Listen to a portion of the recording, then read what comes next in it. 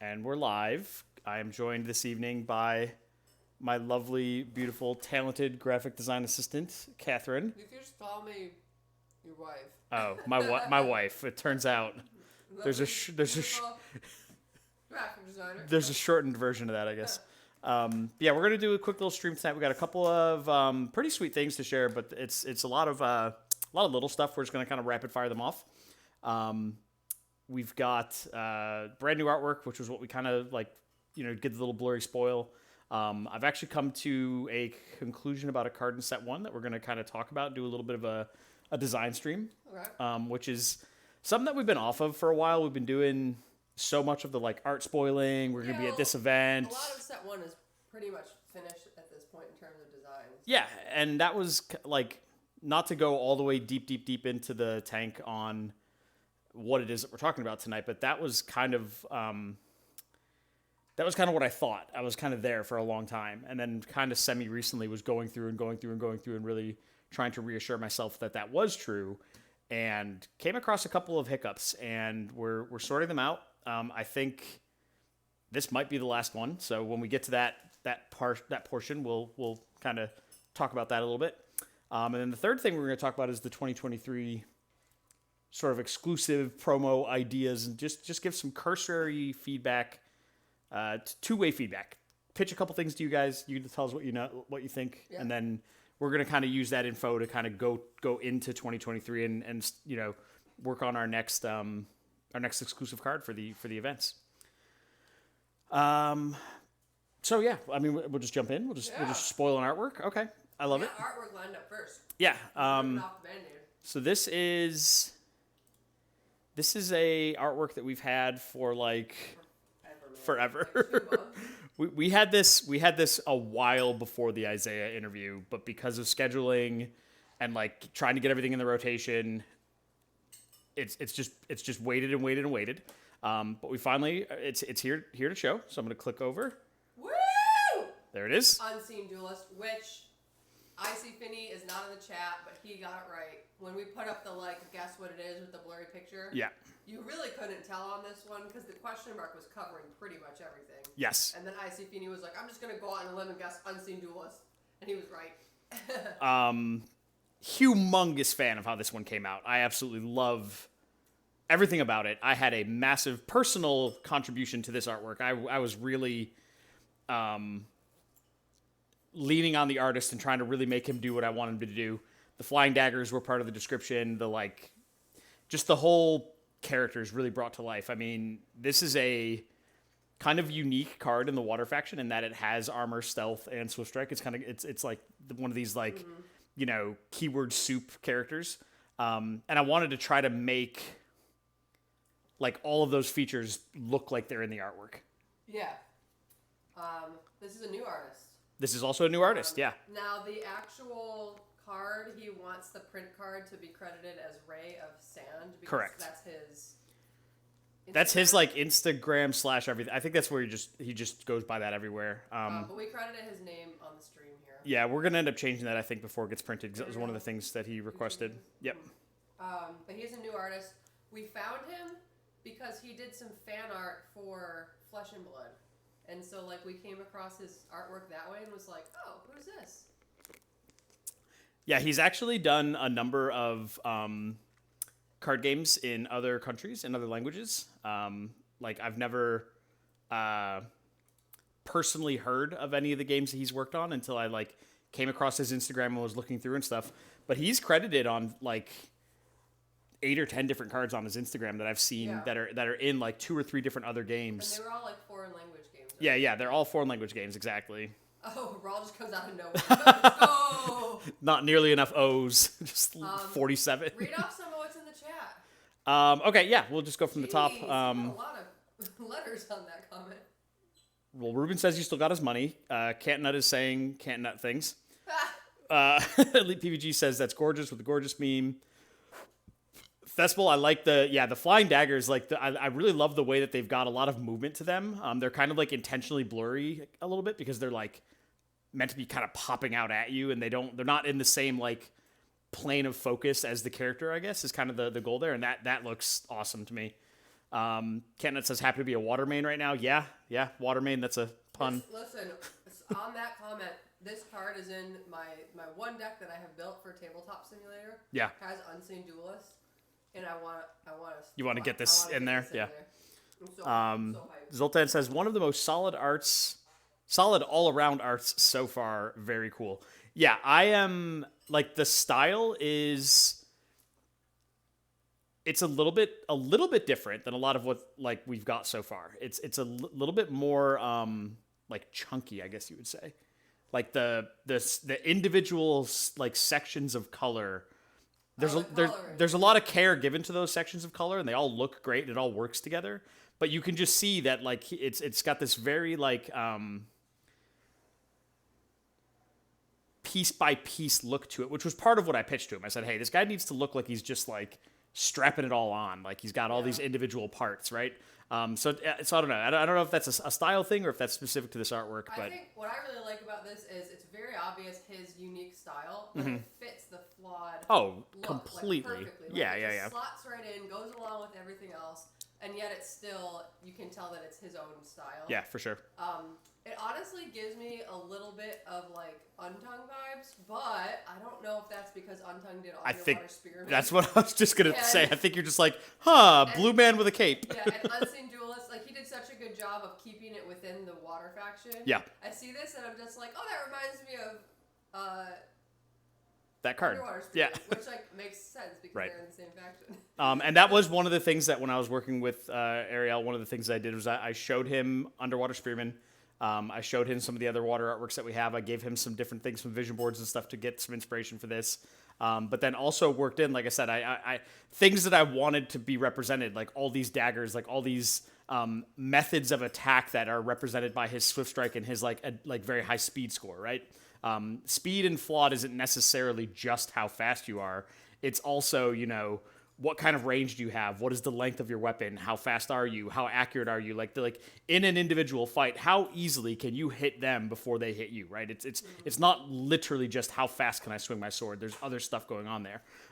So when you look at this card, like all of that is kind of mixed in, right? And then same stealth. He's got, you know, the hooded look with like his face kind of blacked out, and he's, you know, kind of slinking in this like misty sort of vibe. Oh, yeah. And then obviously the armor, he's just like literally plated from head to toe, spikes and blades and just all this type of cool stuff. Yeah. And like, I really like the way it's positioned on the card. It just like fills up in all the right spots. Yeah. And then there's no art where you know the essence is going to overlay. Yes. It's just like, it just fits the card template really nicely. Yep. Little, you know, nod to the graphic designer for putting the daggers in front of the stat bar. I think that's an excellent decision. If I can continue to ask, is there ever too much Real D 3D? No, like, there's too much Real D 3D if it doesn't make sense with the art. But this one, I mean, those daggers were made for Real D 3D. yeah, I agree. But yeah, all in all, like this was a really good success. We haven't had a chance to get back in touch with this artist and like schedule anything else because again, it's just been this like really ferocious rotation lately, trying to get everybody involved and we just have like a lot of artists in the rotation now. It's yeah, really awesome. It's awesome, but like with the rate that we're acquiring artwork because we're doing so much with promotion, conventions, printing, etc. Like our rotation is, I don't want to say slow, but it's just not. It's I cannot contact every artist every month. Like that's just not a thing. It just happens. It's just what happens when you have an indie game and you have a limited budget each month. I would love to hire. I mean, we have so many cards that still need artwork. Yeah. We just don't have. We have to space it out for now. But happy to see Brave Sand again. I know we're gonna have him again. I For sure. Wait to see what he makes. And that's another cool thing to actually like. One of the things I always try to stress to the artists as I'm working with them is it's like, hey, you might not hear from me next month. You might not hear from me the month after, but I will contact you again. Assuming the artwork is a success, I do want to double and triple and quadruple dip on some of these guys and get them to do more than one card in a lot of cases. And I've always kind of tried to mention that light at the end of the tunnel. Like, listen, when Kickstarter comes and my budget is suddenly a real budget, I'm gonna have some serious work, you know what I mean? And keeping all of them kind of in the loop, or as many of them as I can, and letting them know that it's like, hey, you know, my customers, my fans, my Patreon subscribers, the people who are involved with my game, love your work. Please don't go anywhere so that when the time comes, I can get you, to do a bunch of these. But yeah, that's... Do you remember, side note, do you remember when we first started and we didn't have any artists? Remember how long it took just to find the first one? Yeah. It was a struggle. But then you get a lot of like word of mouth and like artists liking the posts of other artists, and then they message you. So, but getting the ball rolling. I had another artist contact me through Instagram like 2 or 3 days ago because people are starting to just like artists and promotion companies and distributor, like all these different people are starting to kind of see us and follow us and contact us and just asking questions and stuff. And it's starting to get that momentum. So what I like too is you've had artists in the past reach out to you just because they're interested in working on the project, but now I'm seeing more artists that not only are interested in Flawed, but they're like, and by the way, I noticed your stuff because that's also the style that I do. Yeah. So now you're having a lot more specifically like comic style artists reaching out, which is awesome. True. Well, yeah, there it is. Boom. There it is. Boom. I can't. Please load this into the tabletop simulator tonight. I will not do that. I'm ready to play it. I want to see art on that card. I have to obviously make the it's a 1 CCC, so I have to make the 72 this combination. Card is game because I've played with this card in game. Oh, it slaps. It's so good. Yeah. It's so good, but it's not overpowered. The question is what's better on turn 2, this guy or Spearman? Like, which one are you actually trying to hold on the fort with? It depends. I think Spearman I use in a long-term strat deck, and I think this I use in an aggro strategy or an aggressive. Wait, that means the same thing. Yeah, aggressive and aggro are the same word. You know what I mean. That a lot of work. You got it, Ruben. You are right about that. Yep. What does he say? Ruben says, nah, this guy costs 3. So Ruben's bringing up a cool point. This guy is a really interesting card because he's got the 3 keyword abilities. You get so much multiplicative value off of increasing him with your essence at all. So it's almost always you're looking at plus cost essences on this guy often because you just want to make him as big as possible. But even at 3 costs, this is a steal of a deal. Oh, I'll slam this guy down the way he is for 3. My personal favorite is Essence of Combat. Make the old fire water. Oh, Essence of Combat on this. How do you lose? I mean, 4 speed. He still dies to things, but yeah. Yeah, he still just dies to drown. Spike him with a drown. Spike him with a 4 damage call lightning.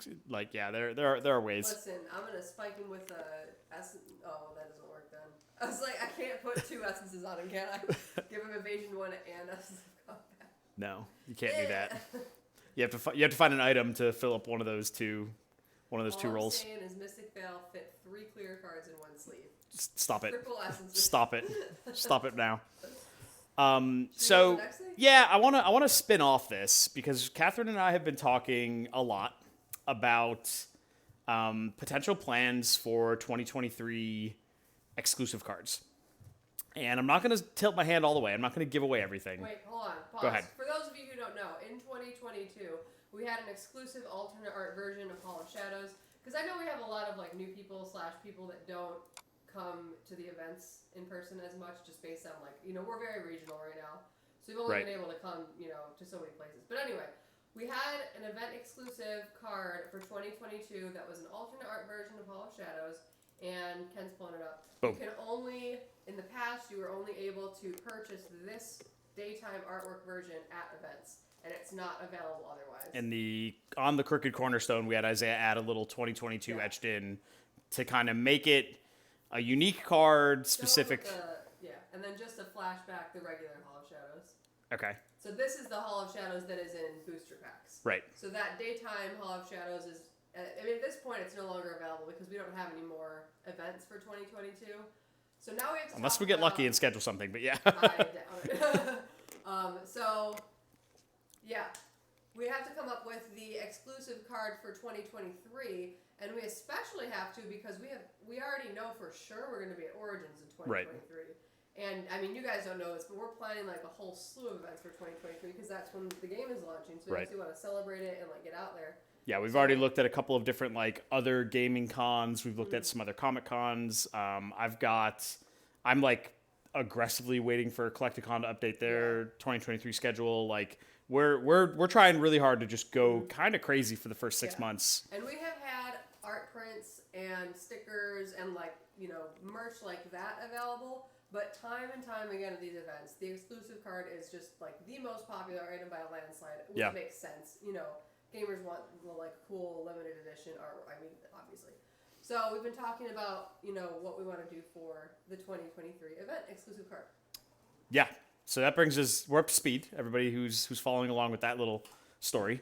But the first topic that I kind of want to hit on, and again, I'm not gonna spill all the beans like right now. I'm not gonna give away all of our plans. But the first thing that we've been thinking about is what like variety of cards should we make the 2023 exclusive card. Many of you who have been kind of following along and like, you know,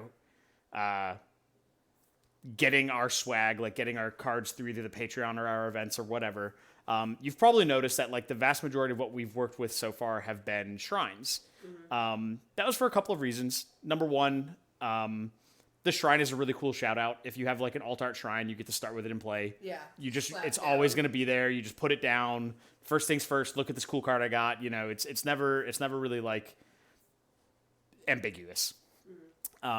Second thing is because we've been up to this point using print on demand and not our final manufacturer, we were a little bit concerned about providing you guys with cards that might not be up to snuff as far as like card quality, thickness.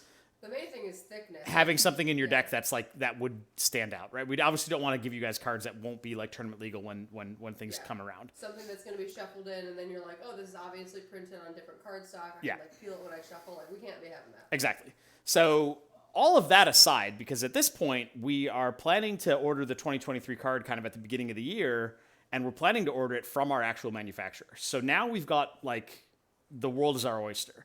And one of the big thoughts that we had is like, okay, let's look at doing a main deck card. Let's look at doing something, maybe not even an epic main deck. I think that getting away from epics is a cool idea because now that just gives opportunity for like, what you can make is massively different, right? And then the third thing, and this is what Kathy brought up, and I think this is a really cool idea. Kathy says, hey, if we're going to be promoting the game in 2023 and we're going to hopefully be selling those 25 card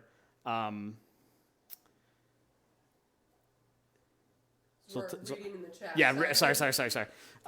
Zoltan says, I assumed all these preset one cards were illegal for sanctioned play. Oh, so they're going to be legal because we chose cards that you don't have to shuffle, so they won't be marked. That was like a very conscientious decision to have it be that way. I will say that the cards that have the D in the bottom corner, which are from the demo deck, the demo deck from GameCrafter. Yep. I think the only one that's legal that has that is the Infected Grado. I think every other one since then, and that one may. That one doesn't have a D. I think it has a P. Okay, so the P for the Patreon promos, those are all tournament legal. If it has the P as the set symbol. Yep. And then there's an E for event exclusive. Yep. Those are all legal. Yep. But if you have a card that has a D in the bottom corner for demo, those ones are not. But you shouldn't have those unless you bought the like sample decks. Yeah, that should only be the sample decks, which. Nope, demo decks will not be. Exclusives will be. Yeah. That's the line. Yeah, demo deck cards are not legal, but if it has an exclusive, like an E in the bottom corner, like that Hall of Shadows, if there's an E, it is tournament legal. Right. And if there's a P, if it's a Patreon promo, that is tournament legal. Because those are all of those are shrines. I don't know if you all have been following along, but all of those are shrines. They could be made of like acrylic, or they could be engraved on copper, and it would still be legal because you never have to shuffle it in your deck. So it can be made of like whatever you want. True. And for anybody who's got the very old, like the very early, the Momocon? No, like some of the oldest Patreon cards were before our template shift, for instance. Oh, yeah. Those will still technically be legal cards if you really want to use them. It's just that your essence is going to be like a couple millimeters off. We've only talked about that, and like honestly, it's like not that big of a deal. And it's actually only if you play thick if you play specifically thick walls or observatory, because the stat line is the only thing that moved, and it only adjusted by like a millimeter or two. Yeah. If you play any other shrine, what is it? Shrine improvement, then it's the same.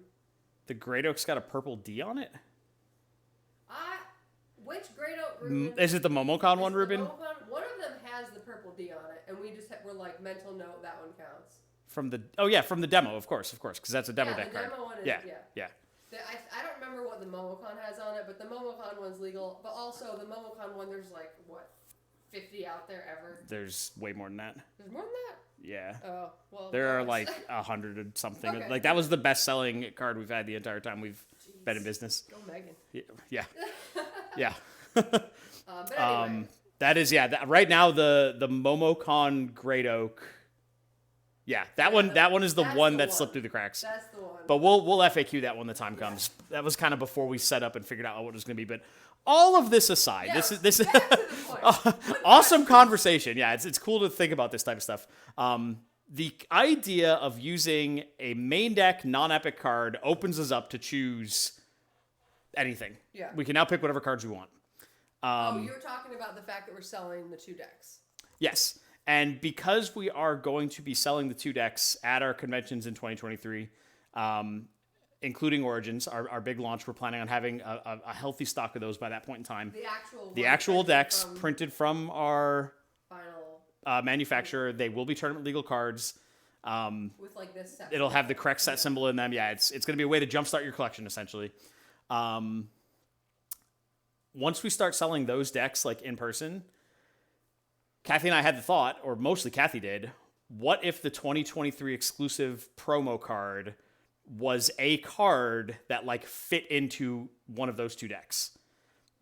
Even better so, what if we had like a pair of 2023 promo cards, exclusive cards is probably the better word, where there was one for each deck.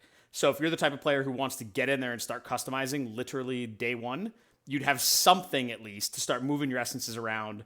One card that you can swap in and out. You can start tuning and making those little adjustments on day one. Yeah. So like, what if we have one for the blue-green deck and then one for the purple-red deck, and have that card be something with a small card construction cost, so that you can easily like use the essences that already come in the deck. Exactly, and that is the thing that you have to realize, is that in order to make it make sense, because those demo decks are so carefully crafted, I would say. I spent a lot of time crunching the numbers and sort of playing hands and like thinking about those decks before we ever ordered the very, very first demos that we had. I built those with our like junk cards.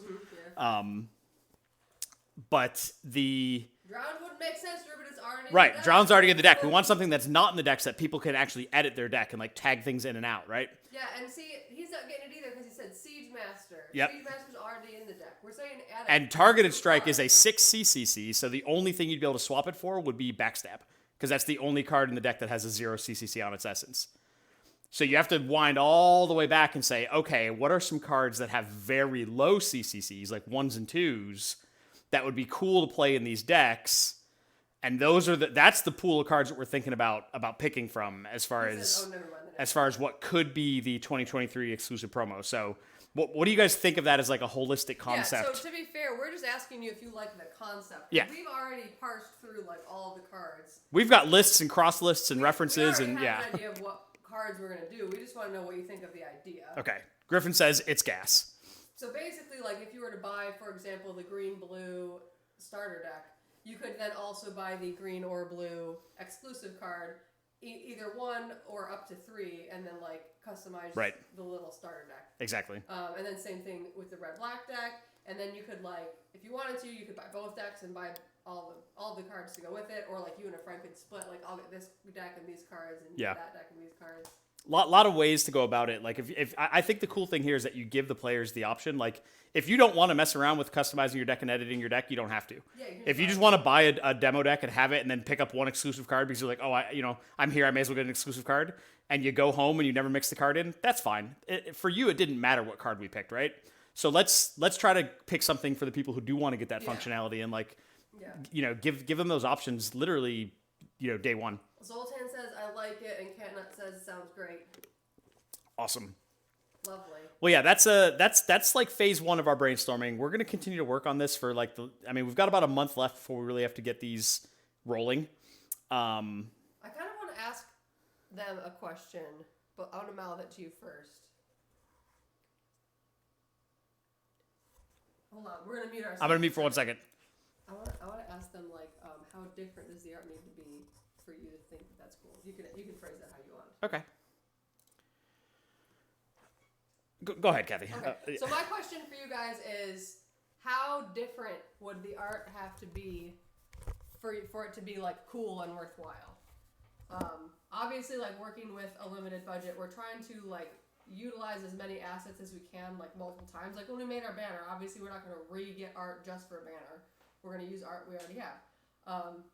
Not necessarily to that level, but like with Hollow Shadows, that Isaiah basically used the same art, and he just made it one at night and one during the day.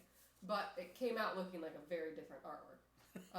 So my question is like how different, and then to compare it to Megan's MomoCon promo, she used the same art of the Great Oak, and then had that little like Disney bird floating sash type thing on it. Because we've done, I mean, when you look at like, for instance, the Patreon exclusive promos, those I'm hiring an artist to make an entirely unique and secondary piece of artwork. That's the max tier as far as like exclusivity goes, right? Scale it all the way down, and you look at something like what Megan did. That's a small ad. Yeah. It's a quick thing, but it stands out enough and it makes it a unique card. And like when Megan did the Infected Great Oak, she used the same base for the Great Oak. Oh yeah, she made it so different. Oh, God, I love that art. Oh, I love that art. Griffin says, "Listen, if the recolor the card's effing fingernails, I'm gonna buy it." What does that mean? If they if you put like nail polish. Oh, nail polish, then he would buy it. They're worth it already. Can you elaborate, Elite PVG? What do you mean by that? It's subjective to the art, but a modification can be very cool if it changes your perception of the original. I like that. Yeah. Very well said. And Zoltan, I'm happy with what we've put out so far. I like that it's a bit of a sliding scale. I love that the Patreon ones are like clearly to me the ones that have the most sort of care and effort put into them, because again, those are for you guys that are helping me out, right? That's the big like give back for the people who are really like the making this all McCurry possible. Ravine one was very different, I thought. All of these artists have basically charged me for like 2 full assets each time, right? I meant the cards are worth it right now. Any changes enhance the value and make it more sought after. Yeah. Okay. Mm-hmm. Yeah. So that's another cool thing, like way to think about it. I think that the base cards they look great anyway. We've got awesome artists putting out awesome work left, right, and center. They really are. Great. I love them all. I want to take them all out to dinner and be like, "Thank you." Okay. I mean, this is like I said, this is good feedback, good open conversation, like just to understand kind of like what you guys think. And Ken and I talk about this for hours, and it's so nice to get good feedback and be like, oh, okay, we actually do have a good idea of what people want. Yeah. Because sometimes it's like, I don't even know if they're gonna like this idea. Like, do the players even want this? And then you guys are like, that sounds great. And it makes you feel good. You know, it's not like we're like buying the like rights to put Transformers in our game, because I know it's not like we're trying to sell packs of proxies for thousands of dollars. Is anybody even asking for Transformers? Did we do that? Did we just slip that in? Anyway. You did. Nobody asked. It was you. Nobody asked for Transformers. Okay, final phase of the stream. And this is, some of you I'm going to lose on this a little bit, because I don't know how many of you follow my design process and like what we do. Stick it out. We're going to talk about making cards for a minute. But listen, I'm gonna spoil one thing real quick, and basically what this is gonna come down to, it doesn't matter if you've been following the design at all. We're gonna spoil a brand new card for set 1. Right. So we've decided to change a card in set 1, like take a card out and move it to a different set, and he designed a completely new card for set 1. So it's basically a like brand new. That's not even entirely what happened. I'm just saying.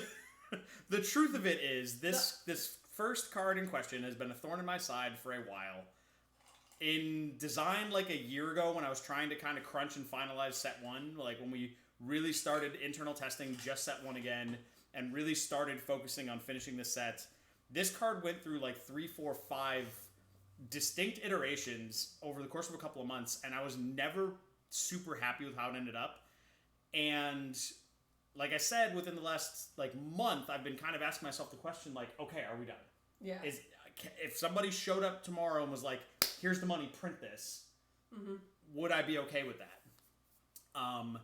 And this card is the one this card among with like 1 or 2 others, which we actually talked about regenerative growth a couple of weeks / months ago. Yeah. That was another one that had kind of been a thorn in my side. One like wasn't good enough / there weren't enough different essences that went on it. Exactly. And this one, and I'm gonna go ahead and click over a page now just so we can kind of see. This one was a problem. Firestarter, not Arsonist. The card, Arsonist is great. The card in question is Firestarter. And the reason I put Arsonist up on the board, just so we can kind of compare them, is because after all the changes and all the rebranding, pun intended, and all the things that I did to try to make Firestarter be like a functional card, it really just, at the end of the day, it ended up being a worse Arsonist, where I would never bother to make room in my Arsonist deck for Firestarter. Yeah. There was just no reason to play both, and if I was going to play one of them, it was just gonna be Arsonist. I mean, the card is just really strong and does what you want it to do. It just performs every time. There's no like ambiguity to it. Mm-hmm. I can't wait. Side note, to see whatever art shows up on Arsonist. Yeah, it's gonna be sweet. Yeah, it's gonna be sweet. Anyway, that's just worth mentioning. So all this is to say that Firestarter was on the outs.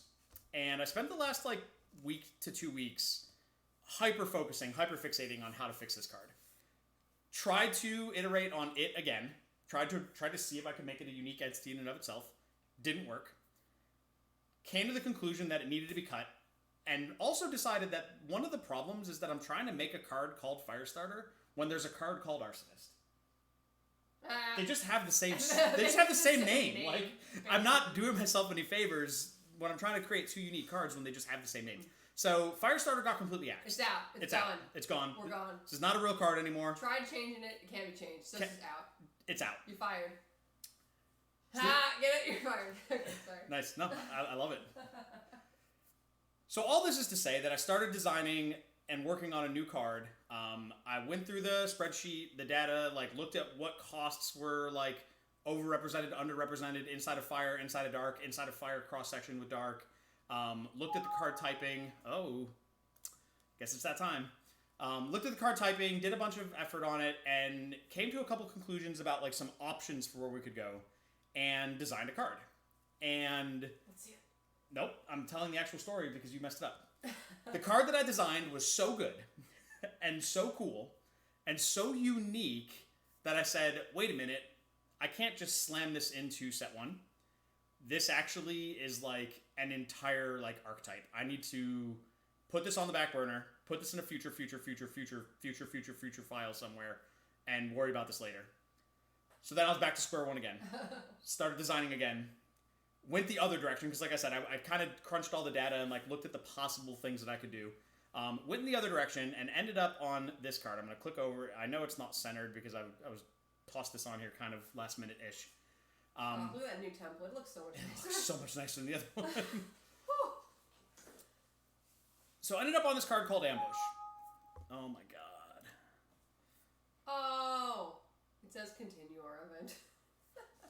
So that's supposed to be an S. I told you to change that. I did, but you must not have saved it. Oh, okay. Continuous event. Continuous event. Continue. But yeah, this right here definitely touches on a lot of the flavor of set one. It plays into Dark and Fire's strategies. It does what both colors want it to do. It fits in where the total costs had a bit of a gap. Obviously, I just kept the same cost as what Firestarter was. Firestarter was already kind of in a good position. Fire and Dark didn't really have a lot of continuous events, ways to gain perpetual advantage without just playing raw units. So this was another little miniature hole that could be filled. And yeah, this was a really cool sort of what's missing, what will work, and kind of filled in the blanks. When a combat zone unit you control attacks the first action of the turn, it gains stealth 1 until end of turn. And destroy this card. Target combat zone unit with stealth you control deals damage equal to its power to target combat zone enemy unit. So for anybody who's super up to date on their set one cards, this is kind of an opportunist combined with a targeted strike. Yeah. Is really what it is, right? It's build your own opportunist until you need a targeted strike is basically what it does. As far as talking about big thoughts, things that are really important to consider here, this is a utility card. It has a 3 card construction cost. So that is one of the things that you'll notice on a lot of the cards that are kind of flexible, like cards that you don't necessarily want every single game. A lot of those have that 3 to 2 card construction cost. so that you can put very diverse essences on them as far as like what they will fill out in your deck. A card like this, I think, is very often going to take a dual essence to help fill out your colors if you're playing 2 or 3 colors. And then the other thing that's kind of cool about this one is because it's a continuous event in Dark, it stays in play. So it can help your initiative by putting initiative bonuses on it, which is kind of sweet. Oh my god, I don't know why this happens. It's so aggravating. The final thought, though, and this is something that I do actually want to ask for people who have played like a good bit. There are a couple of you in here that I really want to hear from, but I'll take anything from anybody. How do you guys like 1 point of speed on this? Should this card get the speed for free, or should that be a because you would be able to like respond and instant play this, right? You could respond instant, but once it's in play, you could also respond in targeted strike at instant. Yeah, see, that's the thing is like you have to be able to do. I feel like using that second ability at instant speed is like super classy. Okay. So, but that creates a point of tension where do I add speed for my essence, or do I put the dual essence on it, or do I put the initiative on it, or do I use slick essence where I get some initiative and some speed, or do I? I think 1 speed is fine. If somebody is like being smart and like, oh, I'm gonna cast my whatever card, and you're like in response ambush, kind of fits the flavor. Yeah. And like it's not like it's a game changing sweeping thing that like sneaking in on not your action is gonna be such a big deal. So Kenneth says, I mean, it's all right, not anything crazy. I'd play it. Yeah, I think having an extra targeted strike in your Fire Dark decks is always going to be a welcome addition. And then Griffin says, my thoughts is that because speed is the only stat that matters, so if it's printed 0, I'm just putting Aaron playing a Rubane deck. I mean, I feel like if you don't put the speed on it, you're really pigeoning people. Like, everyone's going to build it with an air essence on it. Or something. I mean, that has Dark has 4 essences that add speed. Like, that's not... Okay, let me rephrase. I think you're pigeoning people into playing something that adds speed. And I know part of your thing when designing is making sure that you don't make cards that only have, like, 1 clear essence that you put on of course. I mean, I don't know that I entirely agree. Like, for the sake of debate, like, if I am playing a Rubane deck, I think this is the type of card that I might be very happy to put one of my 9 required dual essences on, and then if I just, like, you can still activate targeted strike, it's just as your action. It's not like that ability goes away. It's so cool to be able to do it instant speed, though. Yeah? Yeah. And, like, if you're not playing an air essence and you want to play it in more of, like, an off-color deck, then you can still use it to its full coolness. I mean, if you're playing water, you can put rushing essence on it. There are just so many essences. Well, that's all fair enough. I mean, this is like version 1 of the card. It's gonna get some iteration this week. We're gonna be playing it. We're gonna spell continuous. Yep, we're gonna reprint it with the correct spelling. My gut says it doesn't need speed. Yeah, that's my knee-jerk reaction was to put speed on it. In fact, can I tell you guys what version 1 was? The very first time when I wrote it up, the very first time I had 5 speed. What? Okay, that's nuts. Because I'm like, it's ambush, right? It should be like super fast. No. But then I remembered you can't even raw absorb magic it. No. Right. Then I remembered that we actually had a card once upon a time that was a 5-speed targeted strike, and it was broken. It got immediately nerfed. Mm-hmm. Yep. So I was like, okay, no, we can't do that. And then I started to really think about it. I'm like, well, if it's not going to, like, if speed isn't going to be one of its features, if that's not going to be, like, a reason that the card is, then should it have speed at all? And that's when I started this sort of debate. And I'm close to 50-50 on it, I think. But a 0 speed, use your action targeted strike is a very strong effect. If you're the type of player that needs it to be 1 speed, you always do have those options. So I don't actually think that putting this card to 0 speed puts it in the camp of, well, it's only going to ever get speed essences. I actually don't think that's necessarily true. Yeah, because, like, you don't have to play it. At instant speed is just classy. I also think, for what it's worth, there's something worth noting on the side of that. If I'm playing a different type of deck that wants the targeted strike less, then I'm putting initiative on this, holding initiative, and triggering the top effect every single turn. to just push that damage because that's what my deck actually wants to do. Yeah. And in that case, having the point of speed on it or not is pretty irrelevant because I just want this thing to be in play. I think you just talked yourself into making it 0 speed. I think that just happened. Just right now. Yeah. I mean, it's like I said, I'm still 50-50. I can definitely see this going either way. But it's going to get some play this week. We're actually going to Augusta this week, and we're going to be playing a bunch of games, and we're gonna give this a try with correct wording on it, correct spelling, and we'll see how it feels with 1 speed and 0 speed. Continue. All right, go. That's the stream. Yeah, that's the stream. That's what we got for tonight. Humongous thank you to the very packed house we had tonight. Awesome for everybody to show up. I'm telling you, Tuesday night, man. Absolutely love this new art. This guy is print it. Absolutely killing it. Print it now. But yeah, other than that, just again, big shout out to the patrons who are all here, patrons who have helped out, up to this point.